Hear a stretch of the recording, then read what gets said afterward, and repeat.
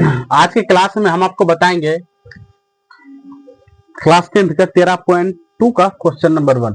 ठीक है, इसमें बताते हैं क्वेश्चन नंबर 1 में क्या बोल रहा है कि एक ठोस अर्धगोला पर खड़े एक शंकु के आकार का है, यानी कि एक ठोस अर्धगोला पे एक शंकु के आकार पे खड़ा है। ठीक है, बोला जिनकी त्रिज्या 1 सेंटीमीटर तथा शंकु की ऊंचाई उसकी त्रिज्या के बराबर है, यानी कि जो शंकु का ऊंचाई है वही अर्धगोला का त्रिज्या है। ठीक है, अगर शंकु का ऊंचाई 2 है तो अर्धगोला का त्रिज्या भी 2 होगा। लेकिन यहाँ पे क्या बोल रहा है, अर्धगोला का त्रिज्या 1 सेंटीमीटर है तो शंकु का भी ऊंचाई क्या होगा, 1 सेंटीमीटर होगा। बोल रहा है उसका है ना, तो इस ठोस का आयतन पाई के पदों में निम्नलिखित ज्ञात कीजिए। ठीक है, तो सबसे पहले आपको कुछ इंपोर्टेंट फॉर्मूला दिया हुआ है। आप अगर फॉर्मूला याद कर लेते हैं तो आपसे क्वेश्चन इजीली बन जाएगा।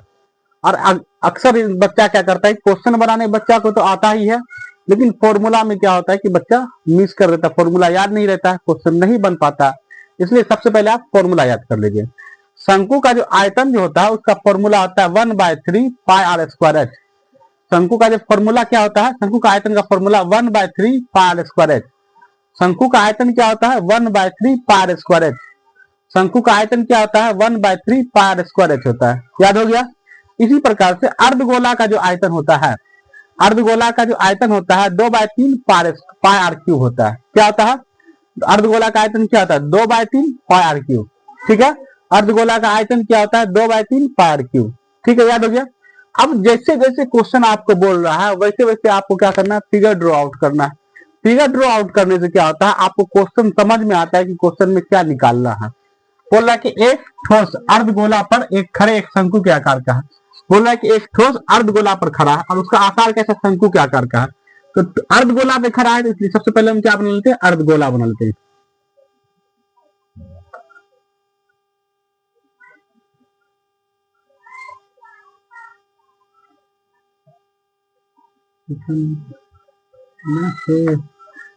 सिकंदर नाचे नाचे नाचे नाचे नाचे। ठीक है, एक अर्धगोला बना लिया और बोला जा रहा है कि इसका त्रिज्या देखिए 1 सेंटीमीटर है। यहां से यहां तक इसका त्रिज्या होगा। ठीक है, और इसका जो है, इसका त्रिज्या जो है कितना सेंटीमीटर है, 1 सेंटीमीटर है। ठीक है, अच्छा बोल रहा है कि इस पे एक ये इसका जो ठोस है शंकु के आकार का है, इस पे हम एक शंकु बना देते हैं। ठीक है,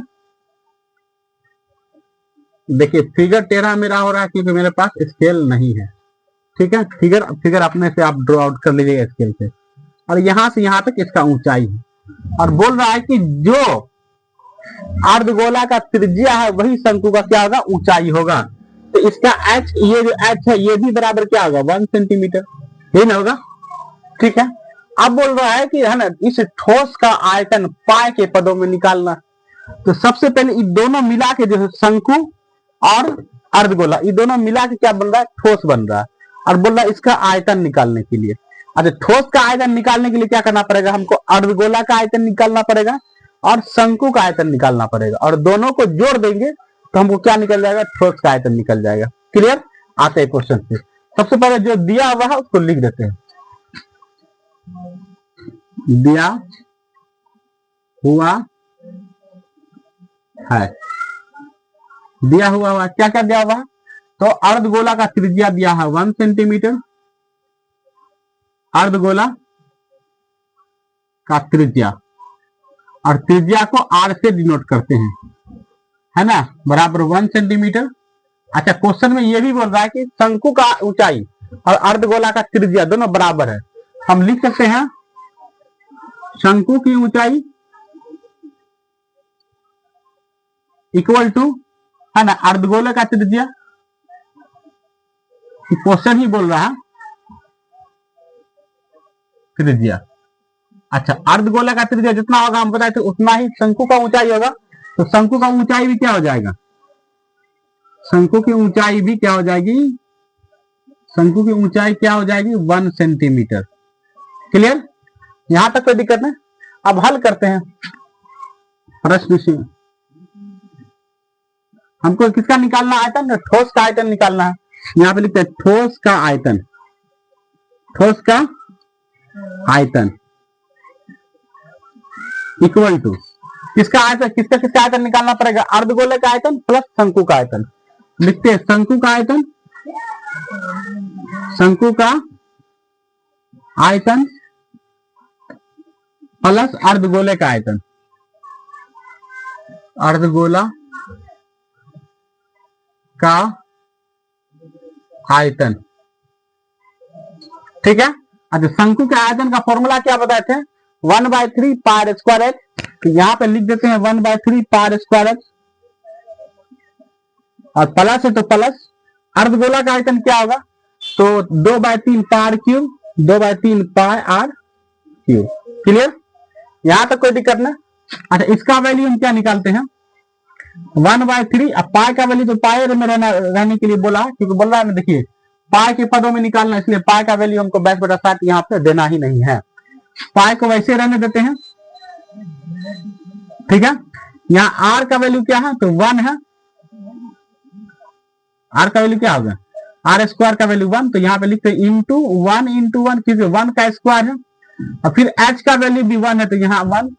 ठीक है ना। यहाँ पे प्लस है तो यहाँ प्लस 2/3, पाई का वैल्यू पाई में रहने देते हैं, और आर क्यूब है, तो आर का वैल्यू क्या था, 1 था, तो कै बार 1 होगा, 1 को 3 बार मल्टीप्लाई करेंगे, गुना करेंगे, तो इंटू 1 इंटू 1। क्लियर।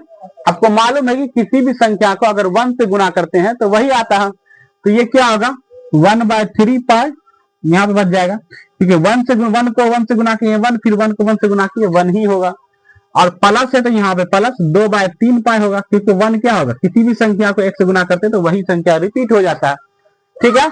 अच्छा, इसका अगर हम एलसीएम निकालते हैं तो 3 एलसीएम आएगा, यहाँ पे पाई आएगा और यहाँ पे क्या आएगा 2 पाई आएगा, और पाई और 2 पाई को अगर हम जोड़ते हैं तो क्या आता है 3 पाई, अब बट्टा 3, और 3 से 3 क्या हो गया, कैंसिल हो गया, आंसर क्या हो गया पाई, क्योंकि आयतन निकाल रहा है तो सेंटीमीटर क्यूब में आंसर आता है, यही आपको आंसर हो गया।